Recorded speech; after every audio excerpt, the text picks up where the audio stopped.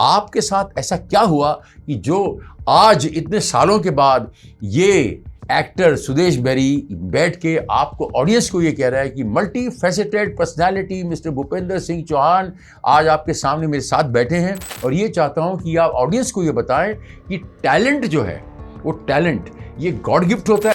जैसे हीरो को तलाशा जाता है, ऐसे ही हमें भगवान ने बनाया। हम जितने भी ह्यूमंस हैं वो भगवान के हीरे हैं। वाह। वो सब भगवान के हीरे हैं, लेकिन लोग समझने लगते हैं इसको गॉड गिफ्टेड मिला है, इसको ऐसा नहीं है। हमारे अपने माइंड को हमें अपना तलाशना पड़ता है हीरे की तरह से। यहाँ तक आप कैसे पहुंचे और कैसे किताब लिखी और क्यों लिखी आपने किताब? हमारा जो संविधान आज का है वो 1950 का लागू है। 1950 से पहले भी हम स्वर्ण काल रहा है हिंदुस्तान का, अखंड भारत भी रहा है। वो अखंड भारत अभी भी हम नहीं बना पाए। तो उस समय भी कानूनों से ही चलते थे हम लोग।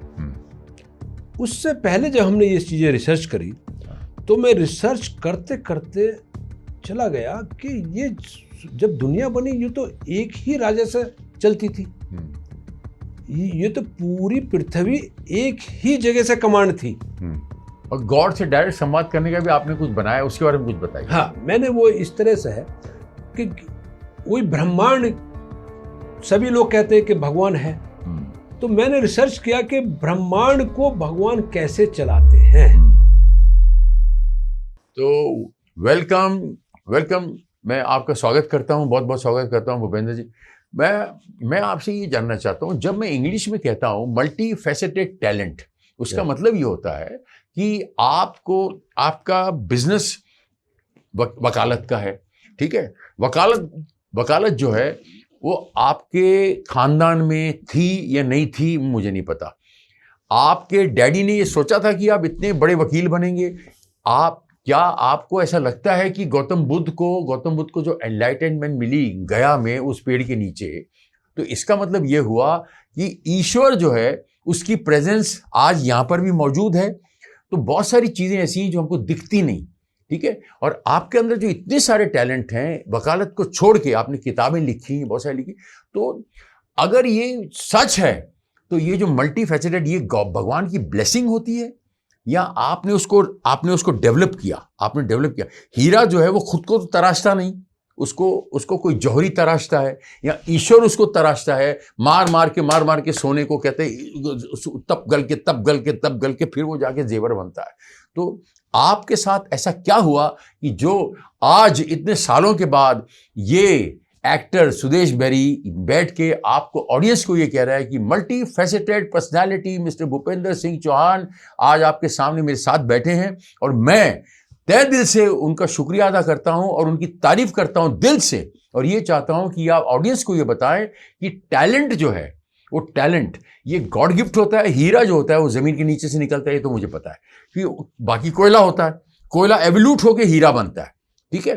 तो हीरा जो निकलता है उसको कोई निकालता है, हीरा तो पड़ा जमीन के नीचे, उसको कोई निकालता है, और शुरू में हीरा नहीं दिखता, वो काला काला होता है। फिर उसको लोग वो जौहरी तराशता है, फिर वो कहीं जाता है फैक्ट्री में, फिर उसको बहुत बड़ी मशीन से लेकर तराशा जाता है। तो वो हीरा आप हैं। तो आप ये हीरे की जर्नी ये कैसे हुई, और आपको भगवान की ब्लेसिंग है, और आप ये मल्टी फैसेटेड किताबें कैसे लिखी, ये सारी चीज़ें आपके अंदर आई कि आपने इसको आहिस्ता आहिस्ता कल्टिवेट किया। मैंने एक सवाल में आपके सामने 100 सवाल रखे हैं, अभी मुझे इसका जो है 1 टन जवाब चाहिए।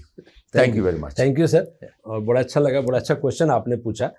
आपने हीरे का नाम लिया और मेरे को हीरे की उपाधि दी, बहुत बहुत धन्यवाद।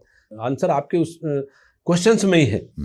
जैसे हीरो को तलाशा जाता है, ऐसे ही हमें भगवान ने बनाया। हम जितने भी ह्यूमंस हैं वो भगवान के हीरे हैं। वाह। वो सब भगवान के हीरे हैं, लेकिन लोग समझने लगते हैं इसको गॉड गिफ्टेड मिला है, इसको ऐसा नहीं है। हमारे अपने माइंड को हमें अपना तलाशना पड़ता है हीरे की तरह से। वाह। हमारे अपने माइंड को हीरे की तरह से तलाशना पड़ता है। Self realization, analyzation, self analysis. उस चीज को मैं स्टार्टिंग में जब पढ़ता था, मैं थ्रू आउट फर्स्ट क्लास भी यूपी बोर्ड से, तो उस समय फर्स्ट क्लास नहीं आती थी यूपी में, यूपी बोर्ड की फर्स्ट क्लास बहुत कम होती थी, मैथ ग्रुप से मैं। तो मैं चीजों को, दिन की सारी चीजों को रात में सोचता था। वाह वाह वाह।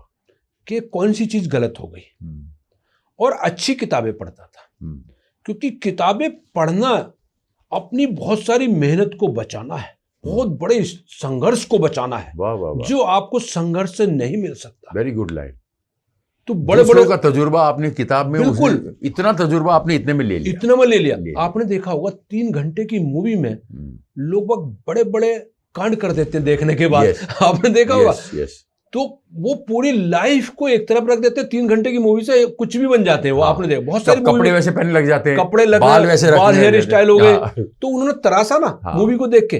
तो हम लाइफ को देख के हमने अपने दिमाग को तराशा, और दिमाग को फिर सही कल को कैसे करना, आज ये गलती हो गई, अपनी गलती को डेली रियलाइज, अनुशासन डेली रियलाइज किया, क्या चीज गलत है, किस चीज को लोग गलत बताते हैं। फिर जो बुक्स जैसे मिली, मैं जितने अच्छे अच्छे कोर्स जिनको बोलते हैं, वो कोर्स कहीं भी मिलते तो मैं पढ़ता था। कहीं बड़े, चाहे मेरे को बड़े बड़े पैसे से खरीद कर लाने पड़ते थे, बुक्स नहीं मिलती थी पहले। अब तो बुक्स अवेलेबल है, लेकिन पहले क्योंकि यहाँ देश गुलाम रहा, बहुत सारी अच्छी बुक्स जला दी गई। ज्ञान तो बड़ी मुश्किल से बुक्स मिली। मैं कहाँ गांव में रहता था, दिल्ली में इतनी बार मैं चक्कर मार के गया, मेरे को एनसीईआरटी की बुक्स नहीं मिली। वाह वाह वाह। पूरे पूरे दिन भूखा रहता था, वहां से आते ट्रेन में, लेकिन यहाँ बुक्स हमें नहीं मिली एनसीईआरटी की। तो ऐसी बुक्स मिल गई, लेकिन हमने हार नहीं मानी, क्योंकि मेरा मानना था कि इस ब्रह्मांड को बनाने वाला कहीं ना कहीं तो है।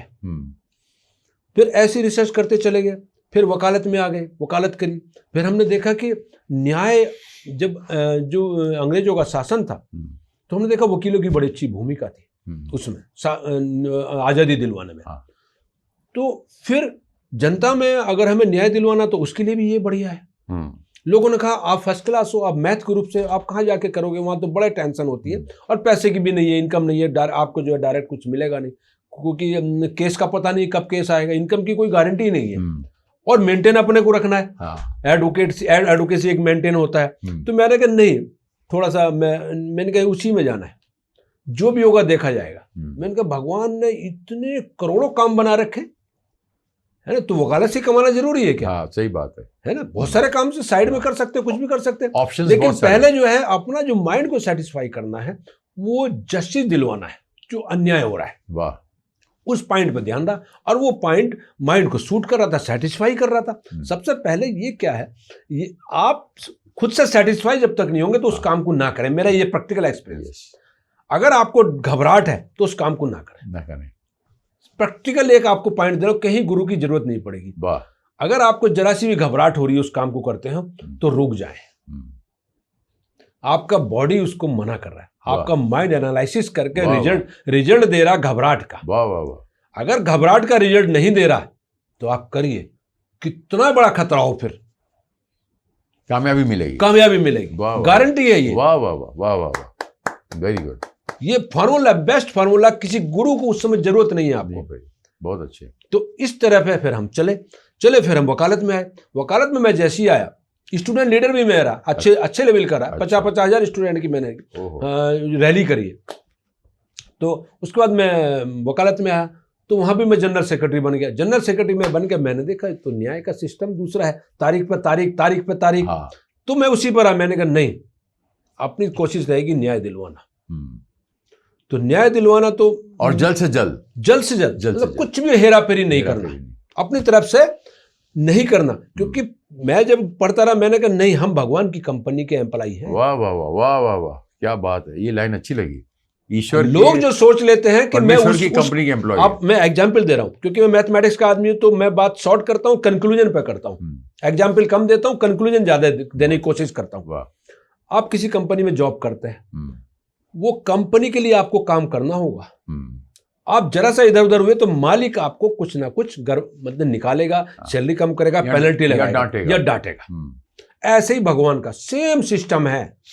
आप जैसे गलत काम करोगे तो अपराध का सेक्शन लग जाएगा। बहुत अच्छे है नहीं, और पुलिस पकड़ लेगी, बहुत सारी प्रॉब्लम आ सकती, या छोटे हो तो माँ बाप ही थप्पड़ मारेंगे। यस है।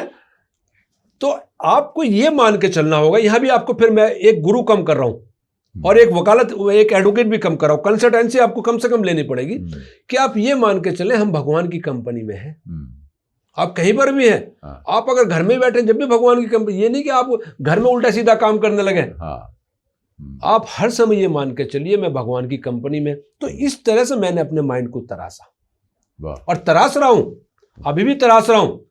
हमेशा आपको लर्निंग स्टेज में ही रहना चाहिए। अगर आपने ये मान लिया कि मैं बहुत नॉलेज वाला हो गया, तो इसका मतलब आप परमपिता परमेश्वर से आगे की बात कर रहे हैं। हाँ, आप तो परमपिता परमेश्वर से हो ना, तो आपको हर समय स्टूडेंट ही रहना है। जब आप स्टूडेंट रहेंगे तो आप छोटों से भी अच्छे से मिलेंगे, बड़ों से भी अच्छे से मिलेंगे, आपको कुछ छोटा बड़ा भी नहीं दिखाई देगा। क्योंकि मेरा मान के चलना है तो कोई आदमी छोटा नहीं, कोई बड़ा नहीं, और किसी में कम ज्ञान भी नहीं है।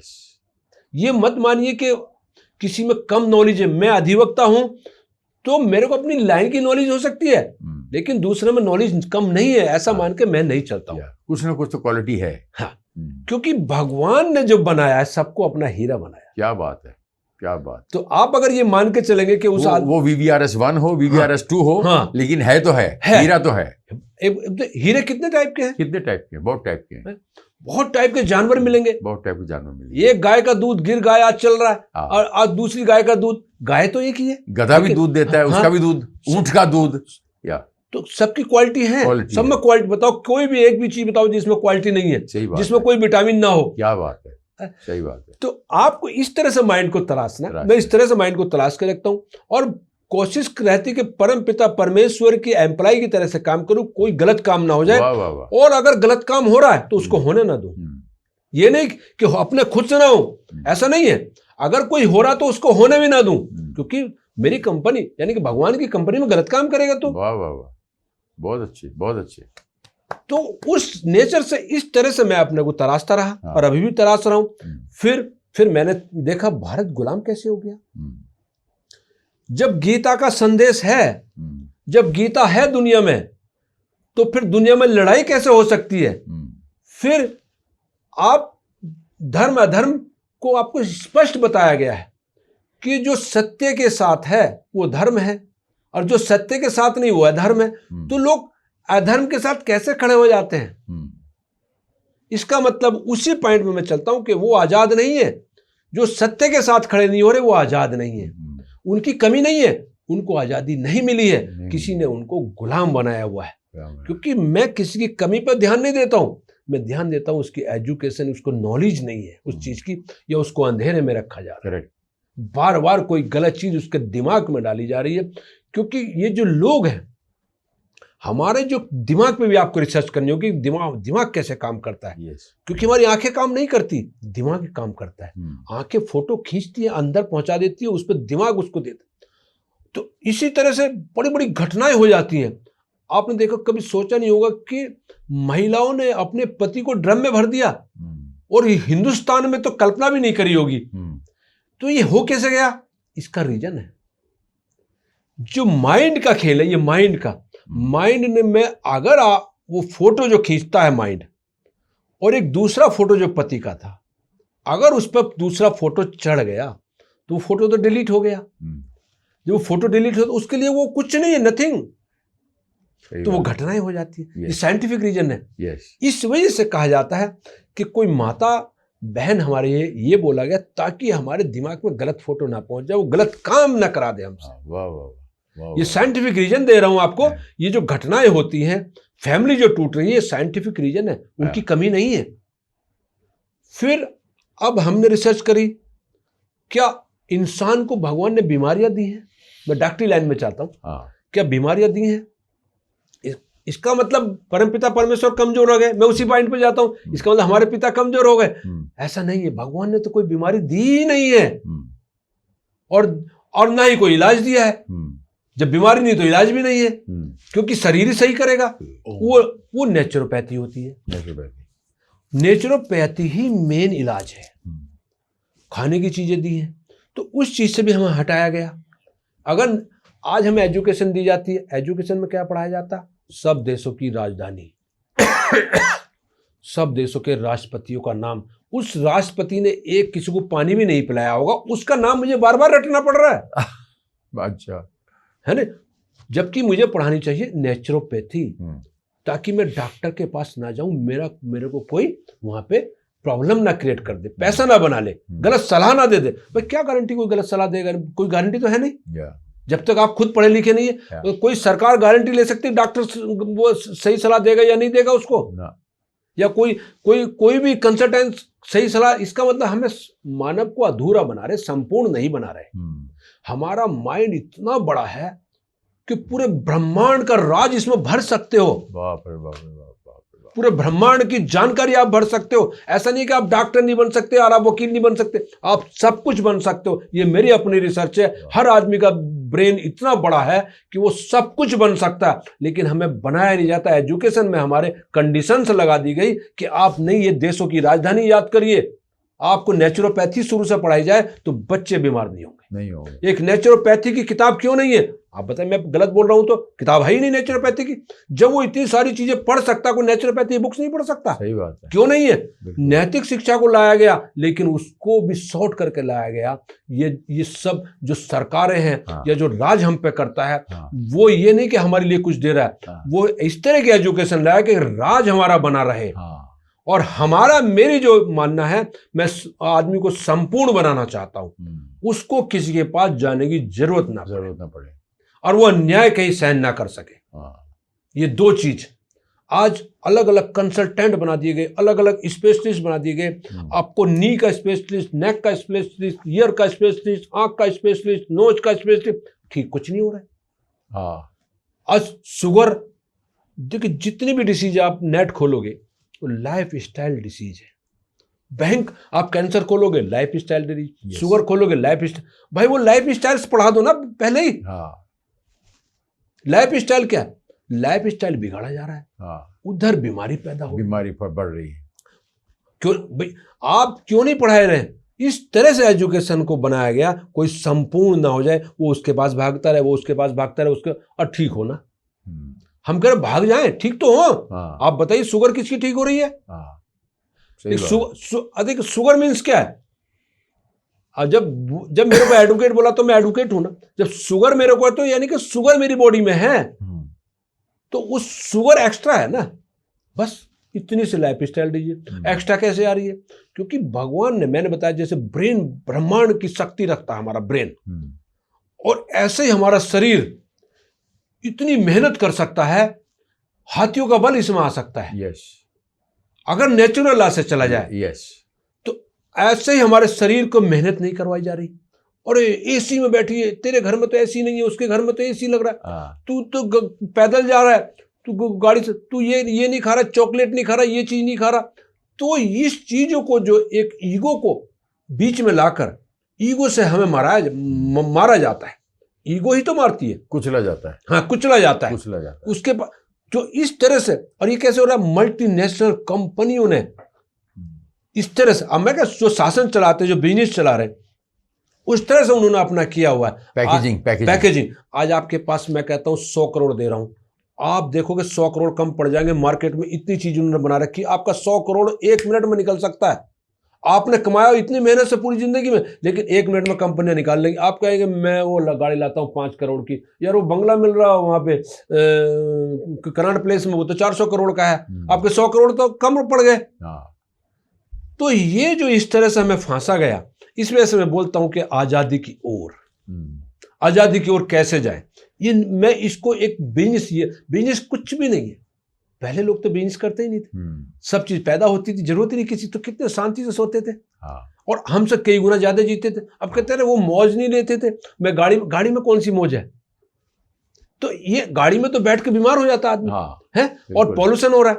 नेचुरल लॉ पे चलिए, नेचुरल लॉ, गाड़ी ऐसी बनाइए जो पॉल्यूशन बिल्कुल ना कर सके। अगर आप नेचर, भगवान की कंपनी के अकॉर्डिंग काम करें नेचर, तो गाड़ी ऐसी हो जो पॉल्यूशन ना दे। आपने रिसर्च करी नहीं, पॉल्यूशन एक तरफ छोड़ी, तो क्या ये तो आपने हमारी सांसों को कम कर दिया। और आप कह रहे गाड़ी में बैठ गए। अरे आपकी सांसें कम होने का मतलब क्या है? तो इस तरह से मैं अपने माइंड को तराशता हूं और ये नॉलेज लोगों को देता हूं। उसी नॉलेज को जरते रहते मैं सीधे बस भगवान के संवाद की बात करता हूं कि जब मैंने एक पूरा एक चैप्टर बनाए हुए हैं, मैंने बुक्स बनाई हुई है कि अगर आप मेरी ट्रेनिंग में आएंगे, मेरे आश्रम में आएंगे, तो उसके बाद जो मैं नॉलेज आपको स्टेप बाय स्टेप दूंगा, उस स्टेप के बाद आपको संपूर्ण नॉलेज आएगी। संपूर्ण नॉलेज के बाद भगवान राम से, भगवान कृष्ण से आप सीधे बात कर सकते हो, सीधा संवाद कर सकते हो। उस चीज का नाम मैं गॉड सॉफ्टवेयर बोलता हूं, क्योंकि मेरा मानना यह है कि जैसे इतने बड़े बड़े हमारे यहाँ महापुरुष हैं या कुछ भी है, ठीक है, हम उनकी बुराई नहीं कर रहे, लेकिन हम भगवान के पास से सीधे संवाद कब करेंगे? क्या मीडिएटर हमें हर समय रखेंगे? आज सरकारें कहती हैं मीडिएटर नहीं होना चाहिए, तो सब जगह से मीडिएटर समाप्त होना चाहिए। मेरे दिमाग में क्वेश्चन है कि मैं भगवान से सीधे बात कब करूंगा? मैं गुरुजी को बुरा नहीं मान रहा, गुरुजी से मैं पढ़ना चाहता हूं, लेकिन मैं गुरुजी से कहता हूं गुरुजी मैं आपकी सेवा कब तक लूं? मैं भगवान से सीधे बात कब करूं?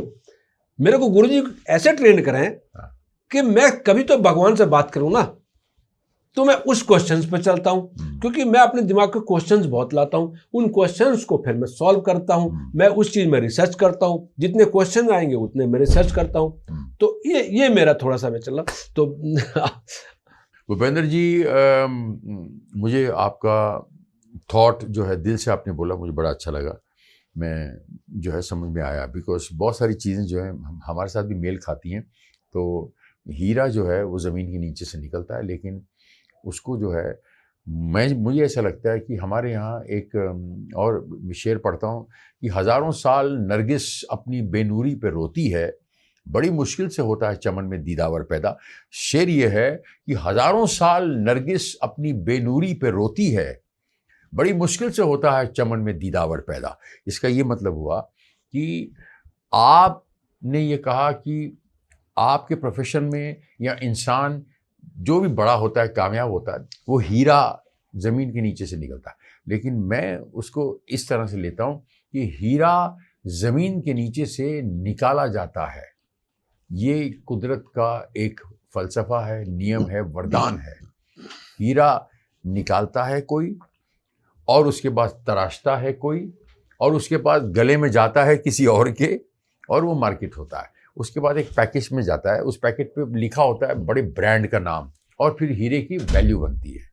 तो अभी आपने किताबें लिखी, आपने हीरे के बारे में बोला, आपने अपने विचार रखे, आई एम वेरी हैप्पी। मुझे ये बताइए कि आपने एक जो है संविधान के बारे में भी लिखा है, जो है वो क्या, कौन सी किताब का नाम क्या है? दुनिया का प्रथम संविधान। दुनिया का प्रथम संविधान और आज़ादी की ओर जी।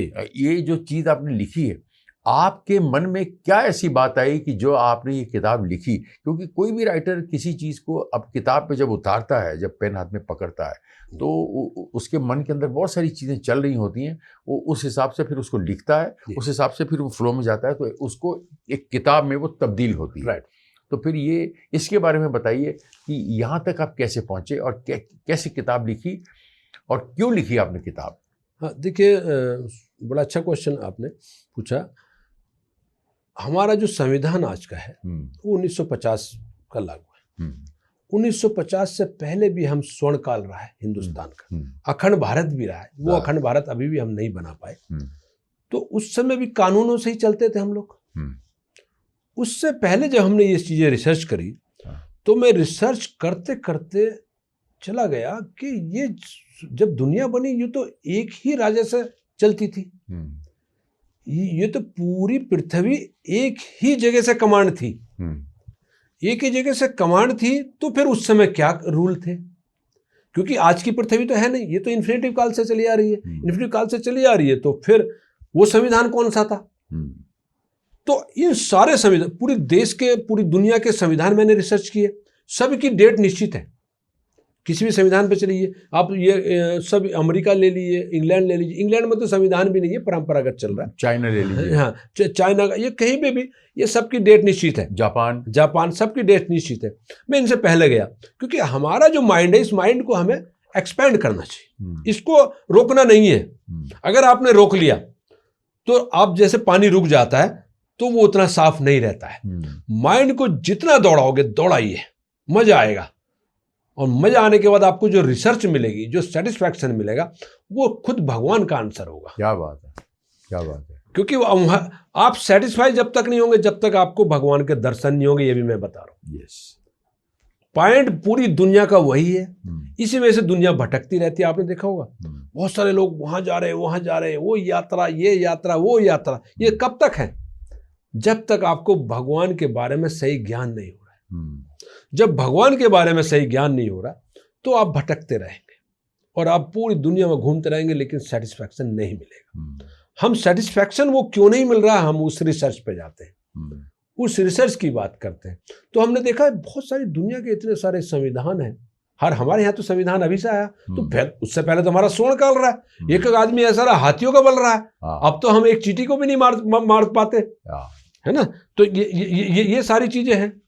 तो इस तरह से मैं रिसर्च करता चला गया। तो फिर मैंने देखा दुनिया एक ही जगह से कमांड थी। जब परमपिता परमेश्वर एक है, तो परमपिता परमेश्वर ने ये दुनिया बनाई। तो उस परमपिता परमेश्वर ने जब दुनिया बनाई तो कौन से कानून दिए भगवान को? तो क्या भगवान को शुरू में ही कानून दे दिए? क्या किताब दे दी कोई? भगवान ने तो किताब कोई सीधे नहीं दी।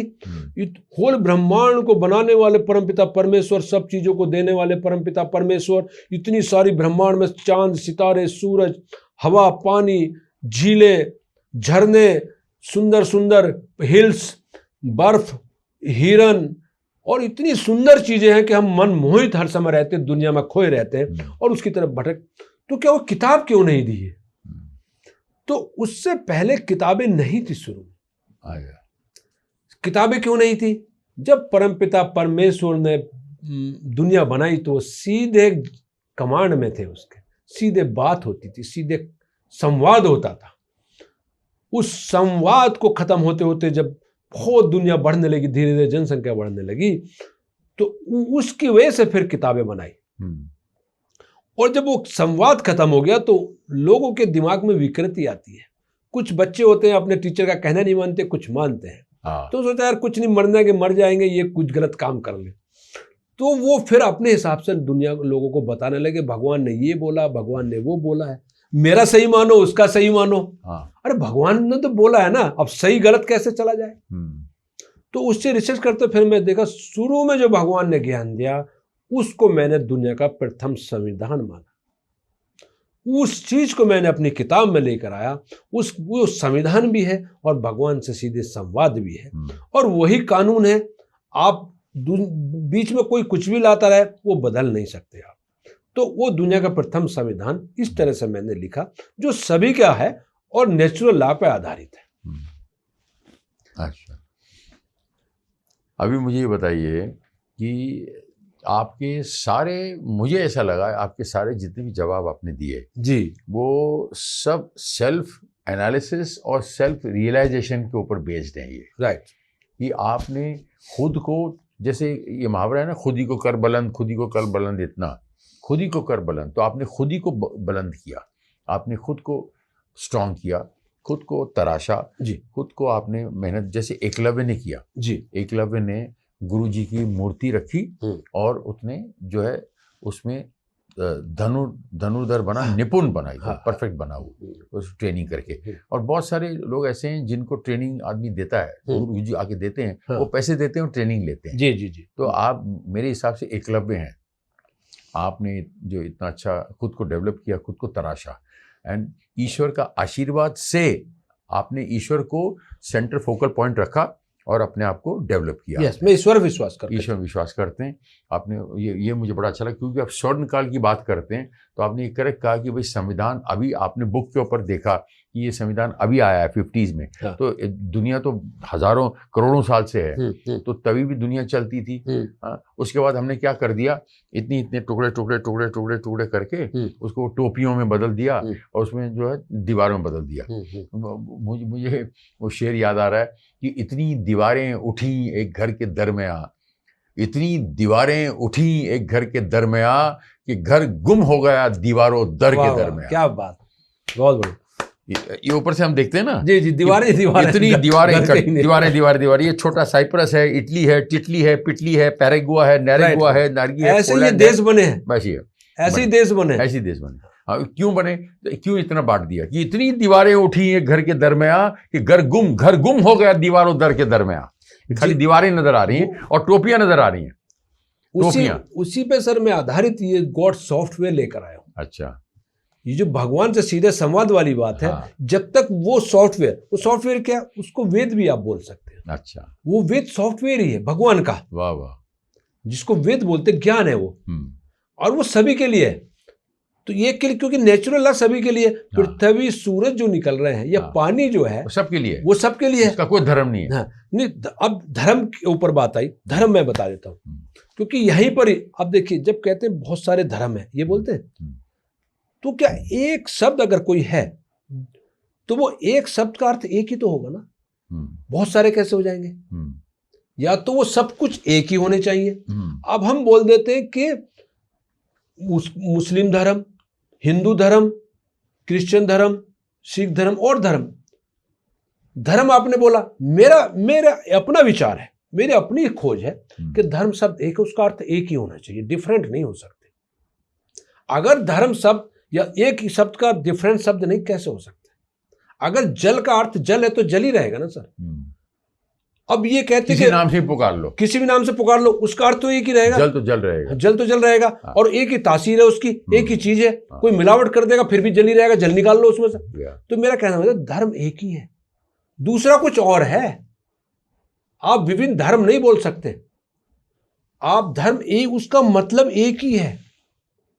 अगर आपको विभिन्न धर्म नहीं हो सकते, धर्म एक ही होगा। विभिन्न धर्म ये गलत परिभाषा है मेरे हिसाब से। विभिन्न धर्म का मतलब तो फिर वो धर्म मत बोलिए, सबके नाम अलग अलग दीजिए। अब डिफरेंट पीपल बोल सकते हैं, धंधा बोलिए। हाँ सर, जैसे डिफरेंट पीपल बोल सकते हैं, हाँ, है ना, लेकिन आप बैरी साहब तो एक ही है ना। हाँ।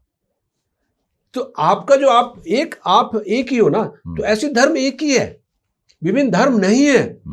अब धर्म शब्द क्या है, मैं उसकी व्याख्या कर देता हूं। तो धर्म का मतलब, वैसे ये संस्कृत का शब्द है, तो पहले तो धर्म का मतलब है बहुत सारी चीजें जो सृष्टि के नियम है। धर्म का मतलब सृष्टि के नियम, क्योंकि आपने बोला धर्म सृष्टि, तो इसका मतलब ये भी कि धारण करने वाले नियम, इस सृष्टि को चलाने वाले नियम। धैर्य से मतलब धारण, यानी कि सृष्टि को चला, धारण करने का मतलब सृष्टि को चलाने से, तो सृष्टि को चलाने वाले नियमों को धर्म कहते हैं। जैसे आंखों का धर्म है देखना, मुंह का धर्म है बोलना खाना, कानों का धर्म है सुनना। ये नेचर इनकी एक वो क्वालिटी है, नेचुरल क्वालिटी। तो उस क्वालिटी को बदला नहीं जा सकता, इस ऐसे धर्म बदला नहीं जा सकता, क्योंकि धर्म इस होल ब्रह्मांड के नियमों को धर्म कहते हैं। जैसे कहते हैं धर्म परिवर्तन हो गया, वो गलत है। वो धर्म परिवर्तन नहीं हुआ, एजेंडे में गया दूसरे के। धर्म तो एक ही है, क्योंकि सृष्टि के नियम नहीं बदले, तो सृष्टि के नियमों को धर्म कहते हैं। इसलिए विभिन्न धर्म नहीं हो सकते। विभिन्न धर्म, मनुष्य का धर्म एक ही होता है। जैसे आंख का, आप कहोगे साहब आंख का विभिन्न धर्म है, नहीं, आंख का तो एक धर्म है देखना। जल का प्यास बुझाना, ये इनके धर्म, यानी कि नेचुरल क्वालिटी को धर्म बोला जाता है। अगर वो नेचुरल क्वालिटी नहीं तो वो धर्म नहीं है। प्योर क्वालिटी वो तो इस तरह से है। तो अब ये धर्म संस्कृत का शब्द है। अब संस्कृत भाषा किसकी है? संस्कृत भाषा भगवान की है। इस वजह से किसी भी देश की भाषा नहीं है। भगवान की भाषा किसी देश की भाषा नहीं हो सकती है, नहीं हो सकती है। भगवान की भाषा जब संस्कृत भाषा होगी तब भगवान से सीधा संवाद होगा आपका, क्योंकि भगवान की भाषा है। तो धर्म भी भगवान का शब्द है, तो उसका दूसरा शब्द कोई हो ही बना ही नहीं। किसी ने बनाया तो मजहब बना, क्योंकि धर्म अगर बनाएगा तो संस्कृत की चीजें लानी पड़ेगी ना। या वो बिजनेस है, वो बिजनेस है नहीं, तो वो एजेंडा है, एजेंडा है राज करने का, बिजनेस भी नहीं है, राज करने का एजेंडा। और हमें बचपन से सही नेचुरल लॉ की तरफ नहीं जाने देना। आपने देखा होगा जाने नहीं देते, मार देंगे। तो राज करना, और धर्म नहीं है कि हमारा राज समाप्त हो जाएगा। धर्म जिस दिन आ जाएगा तो ये चीजें नहीं होंगी जो लड़ाइयां हो रही हैं। जो देख अभी भी जो लड़ाई हो रही है, मेन चीजें नहीं बोली जा रही। आप क्यों आतंकवाद बना देते हैं या इस तरह से हो जाता है, वो गलत जानकारी देकर बनाते, नेचुरल लॉ पर नहीं चलते। और वो वही है जो दुनिया का प्रथम संविधान जब तक नहीं आएगा ये चलते रहेंगे, टुकड़े होते रहेंगे और ये सब आपस में मरते रहेंगे क्योंकि उस नॉलेज पर जाना ही होगा। अगर इस दुनिया को और भगवान से सीधे संवाद के लिए भी जाना होगा और अपने परमपिता परमेश्वर को भी ढूंढना होगा, तो हम अब पिता को नहीं ढूंढ रहे, इससे बड़ी विडंबना क्या होगी? सही बात है कि परमपिता परमेश्वर तो पूरी दुनिया के हो गए ना। मेरे पिता कुछ और है लेकिन उनके सबके पिता परम है हो गए। यानी कि जो पूरी दुनिया के पिता, ब्रह्मांड के पिता, उसको नहीं ढूंढता। जैसे ही उसकी कोई बात करेगा उसको मार दिया जाता है। तो आगे क्यों बढ़ रहा है? मेरा शासन खत्म हो जाएगा, यही तो है ना। वो तो शासन है, लेकिन उनको ये नहीं पता तू भी खत्म होना अगले दिन ही, है ना। अब देखिए वो नहीं बचता, क्योंकि भगवान की कंपनी में हो आप। अगर आप उसको मारोगे तो तुम गए अगले दिन, वो चले जाते हैं। इस वजह से ये लड़ाई चलती रहती है, क्योंकि तुम भगवान के आदमी को मारोगे तुम भी खत्म हो, और वैसे भी तो नेचुरली भी खत्म हो। तो ये सब मैं रिसर्च करता रहता हूं और इनको फिर मैं फैक्ट्स देखता हूं कि ये प्रैक्टिकल भी है या नहीं है। जब तक अगर वो प्रैक्टिकल नहीं है तो आप सेटिस्फाई नहीं होंगे, और जब आप सेटिस्फाई तभी दुनिया में बोलें, ऐसे नहीं अपने बेनिफिट के लिए बोले, नहीं, ओवरऑल जो आप सेटिस्फाई हो जाए। मैंने क्या कहा था कि अगर घबराहट हो रही तो ना बोलें। सही बात है। अगर क्योंकि जो आप अपना हित ले आएंगे उसमें घबराहट हो जाएगी। आज देखिए इतना नशे की चीजें चल रही हैं या और बहुत सारी चीजें चल रही हैं। तो ये चीजें जो गवर्नमेंट ला रही है अपना शासन करने के लिए। तो ये सर ये था। और आपने एक बात और जो महात्मा बुद्ध की कही थी, हमारे बुद्ध भगवान की, तो बुद्ध भगवान भी जब आए थे उन्होंने भी कुछ चीजें लगी थी कि भाई यार जो डेथ हो रही है, जो उन्हें बहुत ओल्ड को देखा था कि हम कहाँ जा रही, तो ओल्ड हो जाऊंगा मैं भी, तो वो ज्ञान की तरफ गए। ज्ञान की तरफ गए तो वो एक पेड़ के नीचे गए, तो उन्होंने अपने माइंड को तराशा। भगवान को तो सबको उतना ही दिमाग दिया है, और वो किस तरफ तराश रहा है। क्वालिटियां हो सकती हैं लेकिन दिमाग उतना ही है। दिमाग की कैपेसिटी किसी की दूसरी लाइन में ज्यादा हो सकती है, किसी की दूसरी लाइन में ज्यादा हो सकती है। आपने देखा होगा मेरी किसी दूसरी लाइन में, आपकी किसी दूसरी लाइन में, लेकिन दिमाग सब में है। उतना ही मैं उतना ही मानता हूं। और वो डेवलप जितना करोगे वो और बढ़ता चला जाएगा। इतनी सेल्स है इसमें कि अनलिमिटेड सेल्स है, अनलिमिटेड स्टोरेज कर सकते हो। तो आप दिमाग को बढ़ाते क्यों नहीं? रोक क्यों दिया है? मैं ये कहता हूं दिमाग को बढ़ाइए, डॉक्टरी भी पढ़िए, वकालत भी पढ़िए, नेचुरल लॉ भी पढ़िए, सब चीज पढ़िए, पढ़ डालिए और इंडिपेंडेंट होइए, और फिर उसके बाद भगवान से सीधे संवाद की तरफ जाइए। तो मेरा कहना मतलब ये है, इस तरह से। तो ऐसे भगवान बुद्ध ने अपने को तराशा है, और उनको जितना ज्ञान आया उस ज्ञान वो फिर उन्होंने जनता को दिया। ज्ञान कहां से आया? जो तराशने के बाद मिला उनको, अपने माइंड को तराशने के बाद उन्होंने। क्योंकि जब उन्होंने सबसे पहले ओल्ड लेडी को देखा, वो राजा का बेटा थे, तो उनको कहाँ ऐसे, तो उसमें जब उन्होंने देखा तो देखा हम ओल्ड हो जाएंगे, कोई मरा हुआ जा रहा है, कोई, अरे ऐसे ये क्या हो रहा है। तभी तो वो घर से निकले, वो सब छोड़ गए, अरे ये तो सब फेक है। तो इस तरह से अगर उनको ज्ञान दिया जाता, शुरू में उनकी पढ़ाई एजुकेशन दी जाती, तो वो आश्चर्यचकित नहीं होते। जब आश्चर्यचकित क्यों होगा आदमी? आप सरप्राइज में क्यों आएंगे? जब पहली बार कोई चीज देखेंगे तभी। तो उस चीज, इसका मतलब वहां उस समय वैदिक नॉलेज कम थी। जब तक वेदों की नॉलेज नहीं आएगी। अब देखिए जो हमारे देश गुलाम हुआ, वेदों में भी गलत लिख दिया गया, मनुस्मृति में भी गलत लिख दिया गया, ताकि अगर वेद पढ़ाए जाए तो देखो ये क्या लिखा हुआ है। दूसरे लोग, जैसे मैं वेद की बात बोलता हूँ, दूसरे लोग ऐसा, और यार आपके वेदों में तो ये लिखा हुआ है, आपकी मनुस्मृति में तो ये लिखा हुआ। यो उन्होंने इतनी जबरदस्त साजिशें की अपनी शासन चलाने की, है ना, तो ताकि कोई बोल ही ना सके, किसी के बारे में बोले देखो वो हमारे सामने आता है। तो इस नेक्सस को मैं नेक्सस बोलता हूं, शासन करने वाला नेक्सस, लेकिन उस नेक्सस को ये भूल जाता है कि इस दुनिया को भगवान ने बनाया है।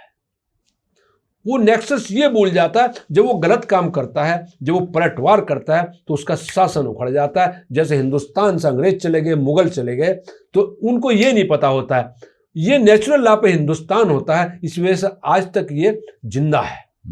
और इस चीज को कम किया जा रहा है। नेचुरल लॉ को, हमारे वैदिक नॉलेज को जितना कम किया जाएगा उतना ही ये समाप्ति की ओर जाएगा। देश रहेगा लेकिन और भी तो देश है, जैसे ईरान कुछ और था पहले, अफगानिस्तान कुछ और था, पाकिस्तान कुछ और था, और आज ये जब इनकी मूल बदला, इनकी रूढ़ जो थी, तो क्या हाल हो रहा है इनमें। हाँ, ये कभी पीसफुली नहीं रह सकते, नहीं, क्योंकि रूढ़ चाहिए। या हर पेड़ को रूट चाहिए हरा होने के लिए। उनको जड़ों में दीमक लगा हुआ। हाँ, रूट सुखा दिया किसी ने, उसे रूट से काट दिया, और वो रूट ढूंढ रहे हैं, लड़ रहे हैं, आपस में मर रहे हैं, अरे ये गलत वो गलत। अरे सही क्या है, सही ढूंढते नहीं, ढूंढने नहीं देता। जो सही ढूंढने की कोशिश करते हैं उस पर हमला हो जाता है। तो ये रूट, तो ये प्रैक्टिकली चीजें मैं आपसे बात कर रहा हूं। तो हो सकता है किसी को मेरी गलत जानकारी हो, लेकिन मैं इस तरह से सोचता हूं, इस तरह से बात करता हूं। ऐसे ही मैंने अपराध की तरफ दुनिया में जब मैंने देखा कि अपराध कैसे नहीं करते हैं, उस पर भी मैंने रिसर्च बताया कि जो बिना पढ़े लिखे होते हैं वो तो अपराध नहीं करते, पढ़े लिखे कर देते हैं। कुछ पढ़े लिखे कर देते हैं, कुछ बिना पढ़े लिखे भी कर देते हैं। फिर आप देखिए आज जितने भी अपराध हो रहे हैं, बहुत सारे अपराध नशे में हो जाते हैं। जब एक नशा कहां से मिलता है, गवर्नमेंट एजेंसियां शराब बेच रही हैं, है ना। और जब गवर्नमेंट एजेंसियां शराब बेच रही है, उससे अपराध हो रहा, तो कमी किसकी है।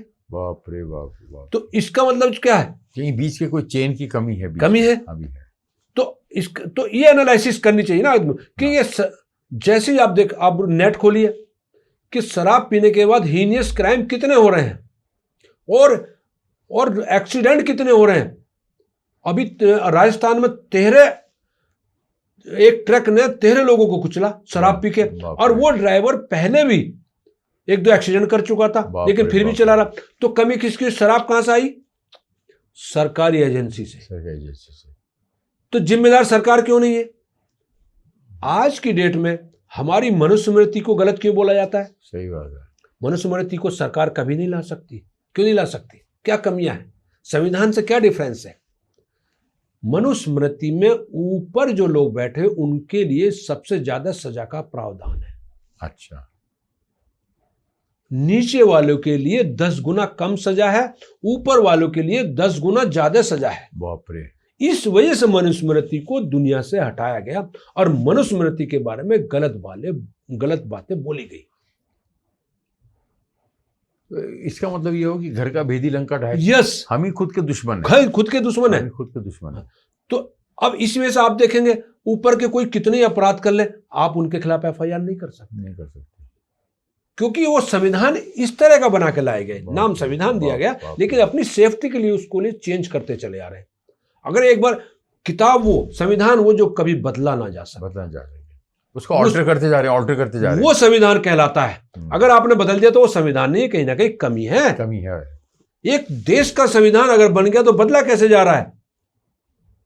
सही बात। अब इसकी सीरियसनेस समझिए। हाँ। तो ऐसे ही मनुस्मृति को क्यों हटाया गया, आज क्यों बोला जाता है, कुछ लोगों से जलवा दिया जाता है, क्योंकि उनको एक गलत फहमी पैदा की गई कि आप लोगों की जो हालत है वो इस मनुस्मृति की वजह से, उनके दिमाग में ये डाल दिया गया। और जब आज उनमें भी हो रहा, जबकि मनुस्मृति में लिखा हुआ कि जितने भी जन्म जात से जितने भी हैं सब शूद्र होते हैं। अच्छा, जन्म से सभी शूद्र होते हैं। शूद्र का मतलब है कि उसको वेदों का ज्ञान नहीं है। ओके। तो एजुकेशन के बाद उसमें जाति शब्द नहीं है। मनुस्मृति में कास्ट वर्ड नहीं है, उसमें है वर्ण। वर्ण मीन्स कैटेगरी।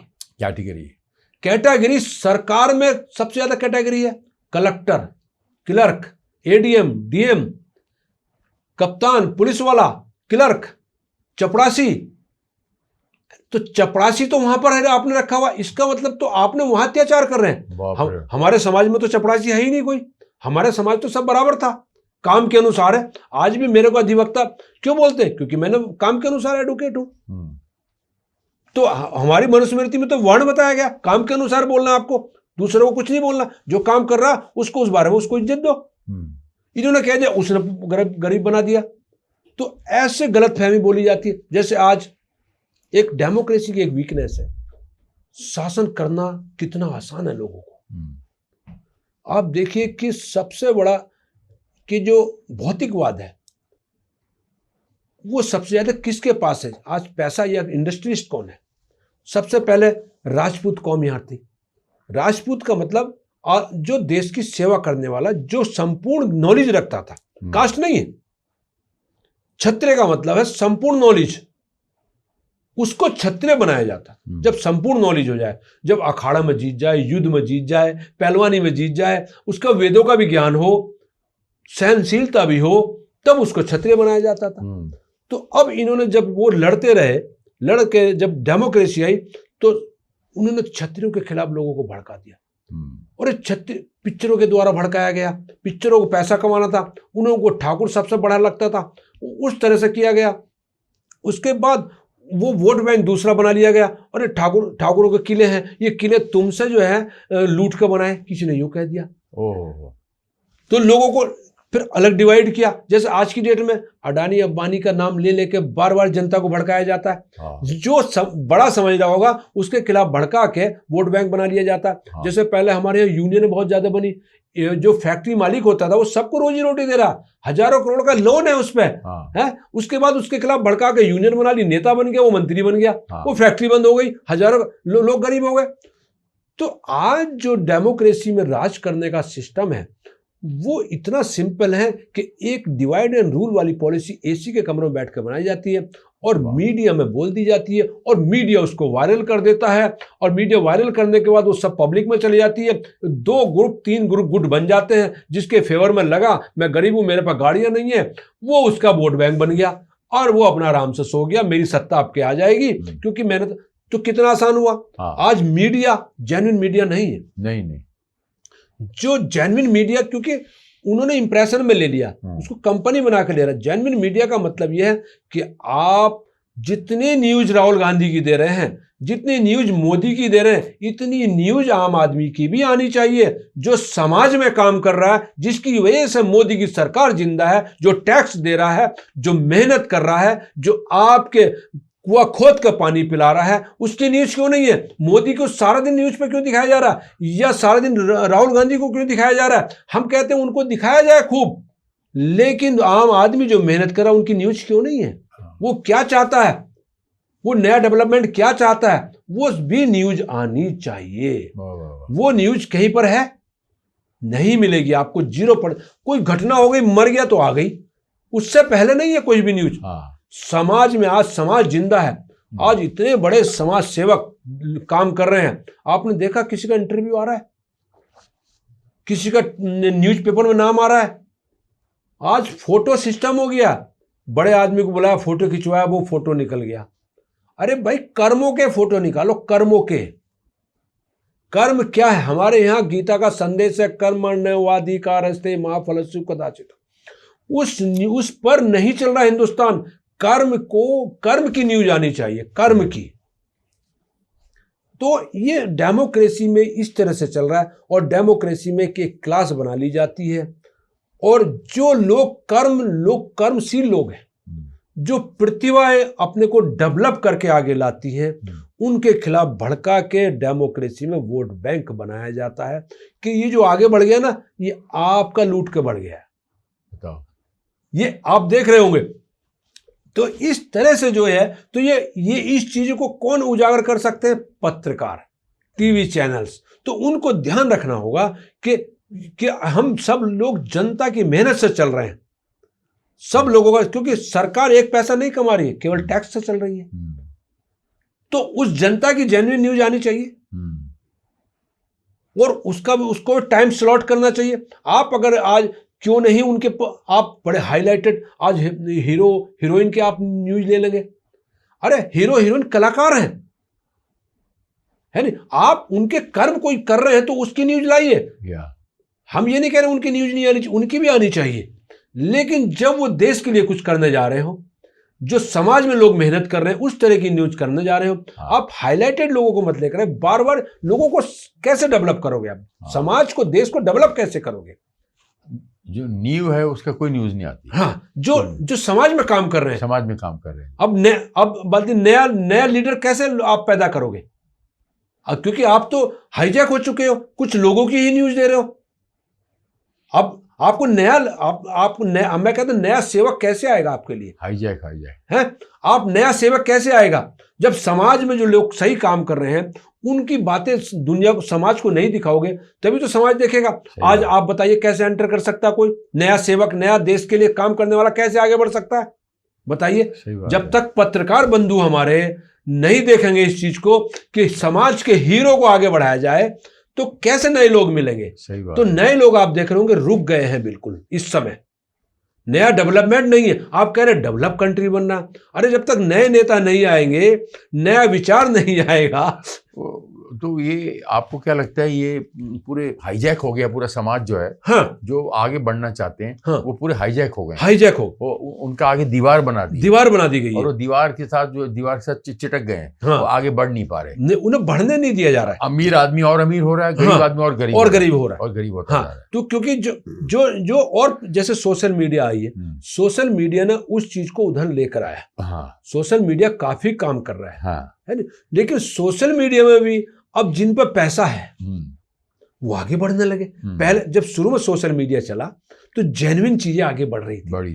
अब आपने देखा होगा बहुत सारे ऐसे लोग आते हैं, उनकी हजारों लाखों रील आनी शुरू हो जाती है। हाँ।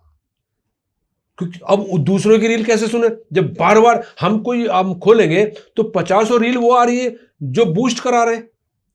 अब जो जेन्युइन काम कर रहा है वो बूस्ट नहीं कराएगा। तो अब सोशल मीडिया में वो चीज घुसने लगी है। हाँ। तो इन चीजों को जो समाज के बुद्धिजीवी वर्ग है कि जो सही काम कर रहा है, ये क्योंकि एक पत्रकार जो हमारा ये चौथा स्तंभ है, इन चीजों का ये काम होता है। तो इन चीजों को कोशिश करनी चाहिए। और वो क्योंकि उन पर भी प्रेशर है, जो लोग राज कर रहे हैं वो उनको भी दबा रहे हैं, चारों तरफ दबाव है ताकि हमारा राज कायम रहे। तो नेचुरलिटी पे आना होगा कि भाई देखना होगा कि दूसरा विचार भी देश में आए, समाज में आए। अब जैसे अब कानून की बात कर लें, मुकदमे की बात कर लें, आप देखेंगे कि 20-20 साल 30-30 साल तक डिसीजन नहीं होता है नहीं? तो अब इस चीज को कैसे माना जाए? क्या हम आजाद हैं? तो हम आजाद जब तक नहीं होंगे जब तक हमें न्याय नहीं मिलेगा। अब जब 20 साल तक, अब आदमी की एज कितनी है? अंग्रेजों के कानून बना के चले गए हैं वो। अंग्रेजों के कानून अभी तक चल रहे हैं। वो चल रहे क्योंकि उनको हटाना का मतलब ही इनको लगता है हमारी सत्ता चली जाएगी, चेंज ब्रेन आ जाएगा। ब्रेन चेंज करने वाला कोई है ही नहीं। एक बलात्कार हो जाता है और उसके भाई के सामने बलात्कार हो जाता है, तो उससे बड़ी घटना नहीं होती। और उसके बाद उस भाई को मार दिया जाता है क्योंकि वो गवाह है। बाप रे बाप रे बाप रे बाप। तो कैसे लोगों को समझ में नहीं आता कि तुरंत न्याय दिया जाए, बाप रे बाप रे, ताकि वो ना मर। अब हजारों केस ऐसे जिनमें गवाह मार दिए जाते हैं। बाप रे बाप रे बाप रे बाप रे बाप। तो इन चीजों का एनालिसिस करना होगा। आज जब इतना बड़ा फंड न्यायपालिका के पास है तो क्या जज नहीं बढ़ाए जा सकते? क्या एक कोर्ट में अगर 50 जज है तो उनको 500 नहीं किया जा सकता? हमारे पास फंड की व्यवस्था नहीं है। वाह वाह वाह, सही बात है। क्या आज सुप्रीम कोर्ट में क्या बहुत सारे जजों को नहीं किया जा सकता? क्या आज डिजिटल में क्या बहुत सारे ऐसे लोगों को नहीं किया जा सकता कि तुरंत न्याय मिले? कर सकता है। इच्छा शक्ति जब हम करेंगे तो सब हो जाएगा, हो सकता है ना? और मेरा मानना यह है कि न्याय घर के पास हो। पहले इस संविधान से पहले जब स्वर्ण काल था, न्याय घर पर ही मिलता था। सरकार आपके द्वार होती थी, ना कि हम सरकार के द्वार पर जाते थे। वाह वाह वाह, सरकार आपके द्वार होती थी। हम आप सरकार के द्वार पर नहीं जाते। आज सरकार के द्वार पर भी हमें कुछ नहीं मिलता। सरकार आपके द्वार पर। तो हम चाहते हैं कि जो पहले था सरकार आपके द्वार, ऑन स्पॉट डिसीजन होता था, ऑन स्पॉट न्याय मिलता था, उसी समय मिलता था। वाह वाह वाह वाह वाह, और वहीं पर ही मिलता था। आज ये व्यवस्था जो अंग्रेजों की चली थी अपने शासन को कायम करने के लिए, उस व्यवस्था में मामूली सुधार हुआ है, मामूली 1% भी सुधार नहीं हुआ है। उस पूर्ण व्यवस्था को लाना होगा और त्वरित न्याय नहीं, वहीं ऑन स्पॉट डिसीजन चाहिए। आज हिंदुस्तान में सबको पता होता है 80% कौन सा अपराध किसने किया है, और 20 साल तक झेलते रहते हैं। इससे बड़ी विडंबना क्या है? बाप रे बाप रे बाप रे बाप। बताइए, आपने देखा कि कोई भी अपराध होता है ज्यादातर लोगों को पता होता है? उसके बाद हम न्यायपालिका में कागजों में उसमें इल्जे होते हैं। तो उस तरह की व्यवस्था में जाना होगा, उस तरह की हमें कानून बनाने होंगे ऑन स्पॉट। तो इस तरह की जब हम सोचेंगे तो बन जाएगा। तो मेरा कहना मतलब यह है कि न्याय को शासन का इस तरह से करना होगा, और जनता को अभी सुधार की जरूरत है और शिक्षा की जरूरत है, बेसिक शिक्षा की जरूरत है। तो ये मेरा एक मैं इस थ्योरी पे चलता हूँ। आपको क्या आप लगता है, मैं ये समझता हूँ कि मैं ना एक इंफॉर्मेशन है मेरे पास जी कि जेल के अंदर बहुत सारे गरीब लोग ऐसे जिनको बेल मिल चुकी है कोर्ट की तरफ से, जी लेकिन उनके पास बेल का 2,000 रुपये डिपॉजिट, 3,000 रुपये डिपॉजिट सिक्योरिटी, जो कोर्ट कहता है ना, ये डिपॉजिट रखिए उसके बाद आप बाहर चले जाइए। हाँ तो 2,000 रुपये नहीं है उसके पास, 4,000 रुपये नहीं है, 5,000 रुपये डिपॉजिट रखनी होती है। जी जी जी वो डिपॉजिट रखने के बाद भी फॉर्मेलिटी होती है कि वो चेक करते हैं कि वो डिपॉजिट जिसने रखा वो परिवार वाला आए, परिवार वाला अपनी आइडेंटिटी दे, अपनी KYC दे, जी। उस 15-20 दिन का, हाँ। महीने का, फिर बाद में वो जेल से निकलता है। तो ऐसे पूरे हिंदुस्तान में ऐसे लाखों लोग बैठे हुए, गरीब लोग, जो कि जिनको बेल मिल चुकी है लेकिन वो बाहर नहीं आ पा रहे। तो उसके बारे में आप क्या कहेंगे? देखिए ऐसा है, इस हिंदुस्तान में सबसे ज्यादा पावर किसके पास है? आपको लगता है कि मैं अपने एनालिसिस में से मैं करता हूँ, हाँ, सबसे ज्यादा पावर पुलिस के पास है, पुलिस के पास है। इन्वेस्टिगेशन ऑफिसर के पास है। हाँ, एक पुलिस वाला नीचे थाने में कुछ भी लिख देगा, सुप्रीम कोर्ट तक हम लोग लड़ते रहते हैं। बाप रे। तो इस चीज को कंट्रोल करना होगा। हमारे पास बहुत सारे केस ऐसे होते हैं जो चलने लायक ही नहीं थे, बेचारे, उन्होंने कुछ किया भी नहीं होता। हाँ। बाप रे बाप रे बाप रे। तो ये जो व्यवस्था है, जो लॉर्ड मैकाले की शिक्षा है, उसमें सुधार करना होगा। पहले तो शिक्षा में सुधार होगा, फिर इन चीज़ों में सुधार करना होगा। आप जो पुलिस को इतनी भारी पावर दे दी गई है ना, उसमें बहुत मामूली सुधार मोदी जी ने किया है, जो भारतीय न्याय संहिता लेकर आए। लेकिन जो सुधार होना चाहिए वो सुधार नहीं है, जब तक ये अपने को सेवक नहीं मानेंगे जनता का, और ये सेवक लिखेंगे भी नहीं। जो सरकार लिखी जाती है वह सेवक लिखा होना चाहिए। अब जब सरकार का मतलब क्या होता है? सरकार का मतलब बाहुबलियों का संगठन। वाह वाह वाह। अब एक चीज बताता हूं, जैसे नेता लीडर ये काम करते रहते हैं, तो जब ये इलेक्शन लड़ने आते, वोट मांगते, पैर छूते हैं, हाथ जोड़ते हैं। जैसे ये जीत जाएंगे तो ये सरकार की एक दीवार है, उस गेट के अंदर एंट्री कर जाते हैं। वाह वाह वाह। अब ये सरकार है। अब दोबारा जब जाएंगे जीतने बाद, तो वहां क्या लिखा होगा? भारत सरकार। भारत सरकार। अरे यार, ये तो वो था जो पैर छूने आया था, अब ये भारत सरकार में अब जा ही नहीं सकते। बाप रे। तो देखिए वो कहां चला गया? बाप रे बाप रे। जिसको आपने चुना वो कहां चला गया? भारत सरकार। बाप रे। अब भारत सरकार से आप मिल सकते हो?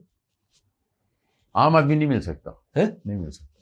तो आम आदमी तो सरकार बनाता है। हाँ, वही बनाता है, वही बनाता है, वो खुद के पैर पे कुल्हाड़ी मारता है। तो इस किस तरह से तंत्र बनाया हुआ? यानी कि कहीं पर भी कोई सुविधा ऐसी नहीं है टोल फ्री नंबर पे किसी नेता से तुरंत बात हो जाए, या तुरंत उस तक बात पहुंच जाए, अपने प्रतिनिधि पर सीधे बात पहुंच जाए। जो पैर छूकर वोट लेके गया है वो भारत सरकार के बोर्ड के पीछे चला गया। बाप रे बाप रे बाप रे। मतलब ये तो फैक्ट है ना, कोई चीज फेक तो नहीं है ना। बताओ किस पे भारत सरकार नहीं लिखा हुआ? एक चपरासी पे भी भारत सरकार लिखा हुआ, यानी कि आप चपरासी से भी नहीं मिल सकते। बाप रे। जिसको खुद सरकार चपरासी बोल रही है, कलेक्टर से तो मिलने की बात अलग है। बाप रे बाप रे बाप रे बाप। तोबा तोबा तोबा। तो वो सरकार वर्ड निकाल के वहां भारत सेवक लिखना चाहिए। जब भाई सेवक ही तो है, सेवा है। देखिए सेवक कैसे हैं? जो सैलरी लेते हैं। हाँ। सैलरी कौन लेता है? सेवक। मालिक तो नहीं लेता। नहीं लेता। वाह। मैं फैक्ट पे बोलता हूँ। हाँ। मैं कोशिश करता हूँ सही बात बोलूं, किसी पे आरोप ना लगाऊं, ना लगा। जो एनालिसिस चीजों करके बोल किस। बहुत अच्छी बात बोली आपने, बहुत अच्छी बात। ये पहली बार मैंने सुना है कि वो सरकार वर्ड जो है वो बहुत मिस गाइडिंग है, वो मिसगाइडिंग है। misguiding। और हम पर एक गुलामी वाला वर्ड है वो। हम उससे गुलाम महसूस करते हैं। हाँ, दादागिरी वाला वर्ड है वो। दादागिरी, क्योंकि उसका मतलब ही बाहुबलियों का संगठन है। वाह, अब नेट पे खोज करिए उसका मतलब क्या है। ओ। या तो सरकार का मतलब सेवक हो, ठीक लगेगा हमें। हाँ। सरकार का मतलब सेवक है ही नहीं। है ही नहीं। वाह वाह वाह वाह वाह। भूपेंद्र जी, मुझे बहुत अच्छा लगा आपने जो है आज ऐसी सी चीज़ें, ऐसी सी बातें की जो मैं जो है बहुत कुछ सीखने को मिला मुझे। बिकॉज मैं ये समझता हूँ कि हमारे सिनेमा के अंदर ये कोर्ट वर्ड जो है, बिकॉज B.R. चोपड़ा ने पहली फिल्म बनाई थी, वो पूरी फिल्म जो है कोर्ट के ऊपर थी, ठीक है। अब कोर्ट का जो ड्रामा है, कोर्ट के अंदर जो ड्रामा है, उसके अंदर जो चाट मसाला है, जो उसके अंदर जो एक स्क्रीन प्ले होता है, जो एन्जॉयमेंट होती है, परफॉर्मेंस दिखाने का बहुत मौका मिलता है। तो ये हमारी हिंदी फिल्मों में कोर्ट ने एक बहुत इम्पॉर्टेंट रोल प्ले किया है, हिंदी फिल्मों में कोर्ट ने। तो मैं समझता हूँ कितनी चीज़ें, और आप उस कोर्ट के बहुत एक कामयाब और बहुत एक इलस्ट्रियस नुमाइंदे हैं, उसके रिप्रेजेंटेटिव हैं। तो मैं ये समझता हूँ कि अगर आप और हम ये दो चीज़ें मिल जाएं, आपस में मिल जाएं, तो एक बहुत अच्छी एक एंटरटेनमेंट की और एक समाज को आगे बढ़ाने की एक बहुत अच्छी मिसाइल और मिसाल क्रिएट कर सकते हैं। गुड सर, गुड, ऐसे कर सकते हैं। Very good sir. तो आप जो है, अगर इसमें आप इसके बारे में क्या कहेंगे कि आपकी लिखी हुई चीज़ जो है, अगर वो सिनेमा के माध्यम से वो सामने आए, तो आपका लिखा हुआ जो है वो सार्थक हो जाए और आप खुश होंगे कि ये और यूं गया, वाइडर ऑडियंस की तरफ गया और समाज में अपनी चेंज आए। बिकॉज आप ये चाहते हो कि हमारा देश जो है फिर से अखंड भारत बने, फिर से हिंदू राष्ट्र बने, और फिर से जो है हम उस एटलीस्ट वो स्वर्ण जो है, वो स्वर्ण काल जो है, वहाँ पर हम वापस उतनी जीडीपी, पहले हमारी जीडीपी जो थी वो थी 25-30 और आज जीडीपी है 7-8 जो हमारा जो जिसे कहते हैं।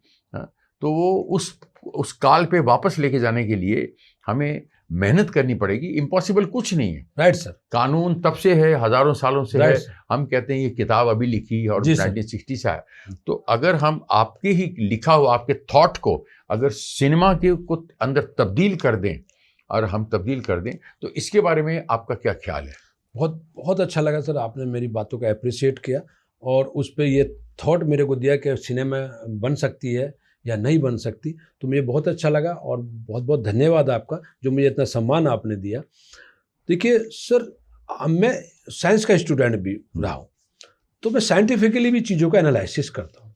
साइंटिफिकली मैं इसको इसलिए कह रहा हूँ कि सिनेमा का जो एक समाज पर इम्प्रेशन है, इम्पैक्ट पड़ता है, वो सबसे ज़्यादा होता है। साइंटिफिकली बात कर रहा हूँ। तो अगर हमने कोई चीज़ देख ली तो हमारे दिमाग में वो फोटो चला गया, कोई रोक नहीं सकता और ना उसको डिलीट कर सकता है। वाह वाह, ये साइंटिफिकली है।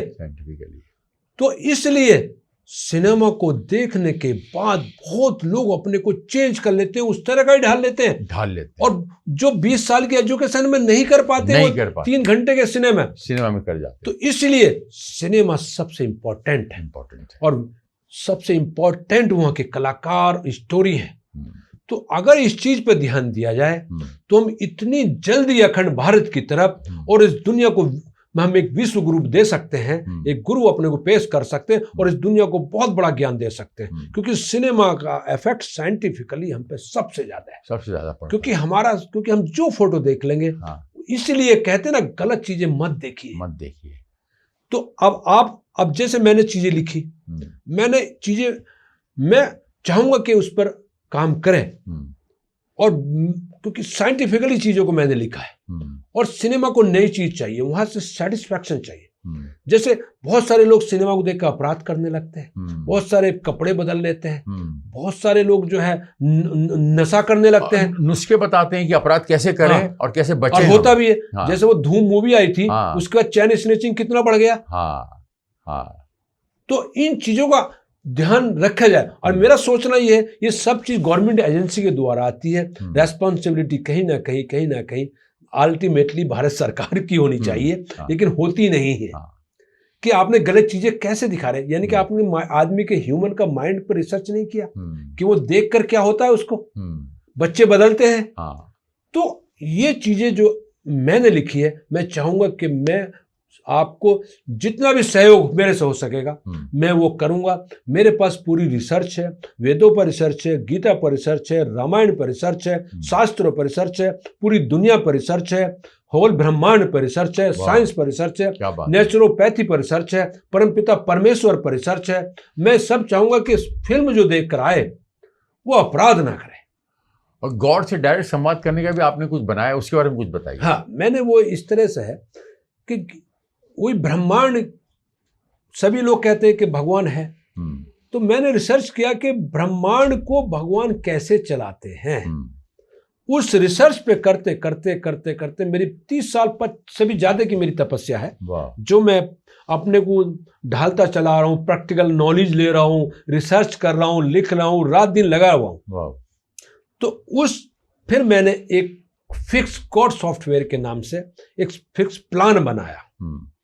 उस फिक्स प्लान के हम उस पर कैसे पहुंचे, यानी कि मैं चाहता हूं हम गुरु को कब तक तंग करेंगे, कब तक पढ़ाते रहेंगे।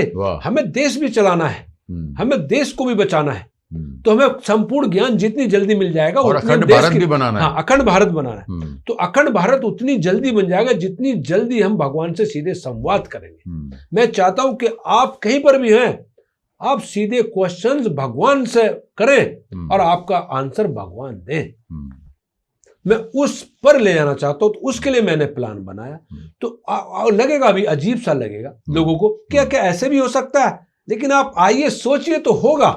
जब सोचेंगे ही नहीं तो कैसे होगा। नहीं, मैं इसको मानता हूँ, इसलिए मानता हूँ क्योंकि AIIMS all India medical institute में कैंसर के पेशेंटों को 2 तरह से इलाज किया गया। एक को दवाई से किया और एक को मंत्रों से किया। जिनको मंत्रों से किया उनका इलाज जल्दी हुआ और अच्छा हुआ, बनिस्पत दवाइयों के। सर देखिए, मैंने कहा कि हर बच्चा डॉक्टर होना चाहिए, हर बच्चा इंजीनियर होना चाहिए, हर बच्चा नेचुरोपैथ होना चाहिए, ऑलराउंडर चाहिए हमें। यस, हमें ये नहीं चाहिए अरे यार मैं तो बॉर्डर पर खड़ा हूं, अब ये स्टेन गन कैसे चलाई जाएगी, या मैं आदेश किससे लूं। उसको सही गलत का वहीं पता होना चाहिए। yes. हमारा हर आदमी अपने आप में संपूर्ण ज्ञान रखने वाला होना चाहिए। yes. हमें अगर अखंड भारत बनाना है तो ज्ञान भी तो होना चाहिए उसमें। yes. अब उसमें ज्ञान नहीं तो कैसे अखंड भारत बनाएगा। अखंड भारत तो दिमाग से बनाएगा ना। yes. और दिमाग, आपने देखा हमारा कोई भी राजा कभी कम शक्तिशाली नहीं हुआ। कभी ऐसा नहीं था कि शक्तिशाली में वो हार गया, नहीं हारा। लेकिन हारा कहां से? दिमाग से। जब ज्ञान की कमी हो गई। और जयचंद हाँ, उसमें वो ज्ञान की कमी की गई ना। उसमें जयचंद कैसे बना? मैं ये नहीं मानता वो जयचंद बन गया। जब ज्ञान की कमी आई तब हम बार बार गुलाम हुए और गुलाम होंगे। ज्ञान से ही तो आजाद होता है आदमी। आपने देखा होगा जब ज्ञान बच्चे को हो जाता तो फिर फ्री हो जाता ना। कोई बाप कहेगा अरे यार वो तो एडवोकेट बन गया, मुझे क्या जरूरत है। जब तक वो ज्ञान नहीं था तभी तक तो बाप ध्यान रख रहा था ना। तो इस वजह से जब ज्ञान की कमी रहेगी तो आप गुलाम रहेंगे। हमारे कोई भी आक्रांता हुआ तो उसने हमारे शास्त्रों को, गुरुकुल को क्यों जलाया? उसका क्या मकसद था? ज्ञान की जिम्मेदारी की और अनुशासन की।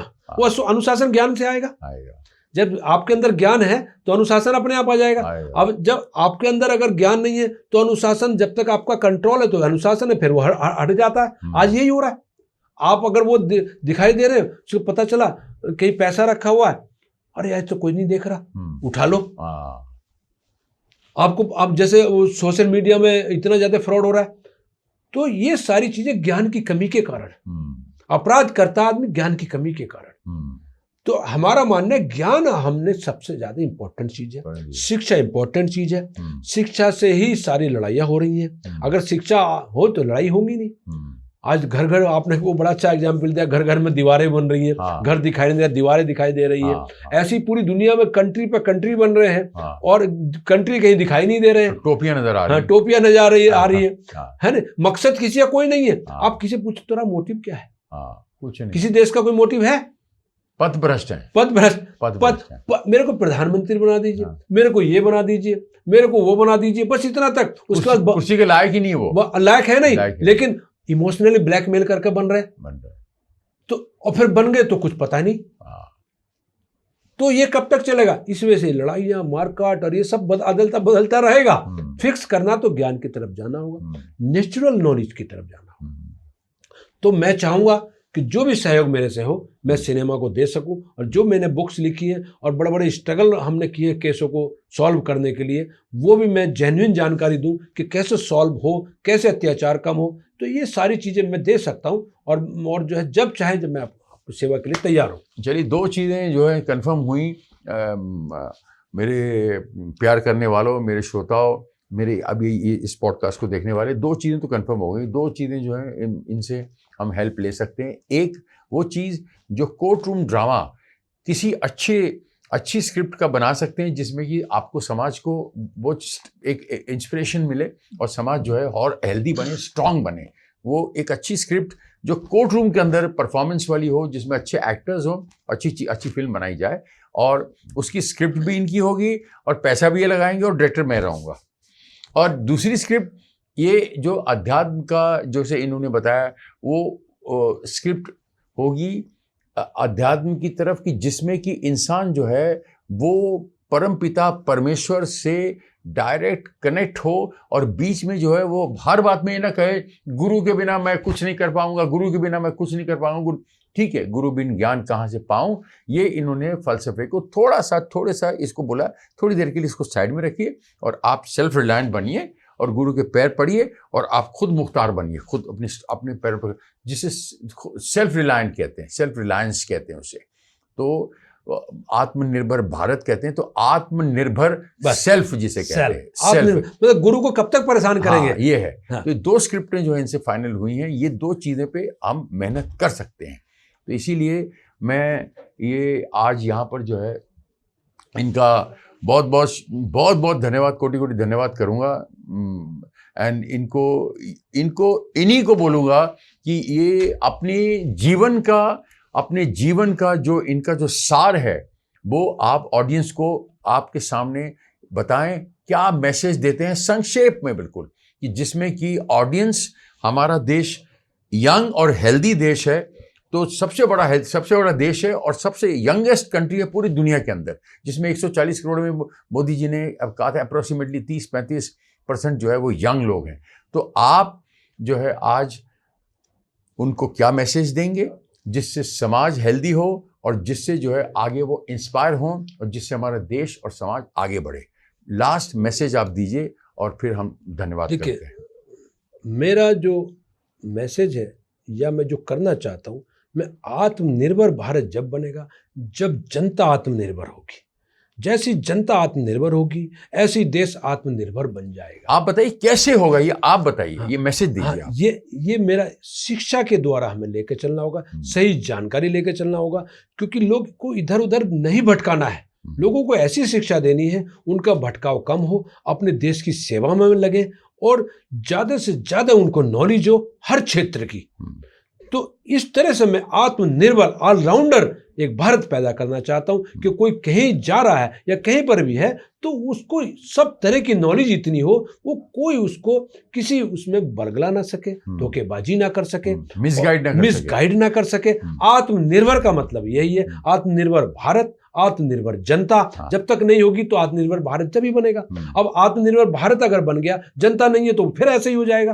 तो हमारा पहला आत्मनिर्भर ही था, हमारा हर गांव एक कंट्री था, हमारे हर गांव में सब चीज पैदा होती थी। आज कंपनियों ने ले ली है वो सारी चीजें। हम आज गांव से इतना बड़ा भटकाव, इतना बड़ा माइग्रेशन हो रहा है कि एक ही जगह सब आके कंसंट्रेट हो गए, हवा पानी सब गंदा हो गया। तो ये विकास हो रहा है लेकिन ये विनाश की तरफ जा रहा है। हमें विकास को विनाश की तरफ ना ले जाकर उसको विकास की तरफ ही ले जाना है। एक तरफ विकास, दूसरी तरफ विनाश, ये नहीं हो सकता। तो कहीं ना कहीं कमी है। उस चीज को आत्मनिर्भरता की तरफ जैसे हम जाएंगे तो विकास का विनाश नहीं होगा, फिर विकास का विकास ही होगा। ये पॉल्यूशन नहीं होगा। आज अगर हमने हवा पानी गंदे कर दिए तो कैसे विकास कह सकते हो? अब जब हम पीने का पानी तो सबसे इंपॉर्टेंट चीज है, अगर वो गंदा हो गया तो उसको विकास कैसे कहा गया? कि विकास कैसे हो गया? नहीं हुआ, ये कुछ और हुआ है। तो मेरा मानना यह है कि हम शुरू से चीजों को सही लेकर नहीं चले हैं। बहुत सारी कमियां आई, बड़े आक्रमण हुए, बड़े युद्ध में हम रहे, लेकिन उसके बाद दूसरे लोग आए जिन्हें नॉलेज नहीं है, वो शासन करने की कोशिश करते हैं। उस चीज को रोकना, जनता को नॉलेज वाला बनाना, आत्मनिर्भर भारत बनाना, आत्मनिर्भर जनता को बनाना है। शिक्षा दूसरी तरह की होनी चाहिए। शिक्षा और जो सरकारी जिम्मेदारियां ले रहे हैं या जो और बड़ी बड़ी जिम्मेदारियां ले रहे हैं जिन्हें जनता बैठा रही है, उनको कर्तव्य का भी बोध होना चाहिए कि मेरा कर्तव्य क्या है। तो इस तरह से हमें भारत और जनता को आत्मनिर्भर बनाना है। Okay, so thank you very much.